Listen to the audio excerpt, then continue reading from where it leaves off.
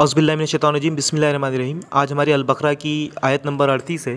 इन अल्फाज़ को आप मेरे साथ दोहराइए। कुल्ना हमने कहा, कुल्ना हमने कहा, इहबितु तुम उतर जाओ, इहबितु तुम उतर जाओ, मिन्हा यहाँ से, मिन्हा यहाँ से, जमीअन सब, जमीअन सब, फ़इम्मा पस जब, यातियन्नकुम तुम्हें पहुँचे, यातियन्नकुम तुम्हें पहुँचे, मिन्नी मेरी तरफ से, मिन्नी मेरी तरफ से, हुदन कोई हिदायत, हुदन कोई हिदायत, फ़मन तबिया सो जो चला, फ़मन तबिया सो जो चला, हुदाया मेरी हिदायत पर, हुदाया मेरी हिदायत पर, फ़ला तो ना, फ़ला तो ना, फ़ा ज़बर फ़ा के मायने तो होंगे, खौफुन कोई खौफ होगा, खौफुन कोई खौफ होगा, अलैहिम इन पर, अलैहिम इन पर, वला और ना, हुम वो, यहज़नून गमगीन होंगे, यहज़नून गमगीन होंगे।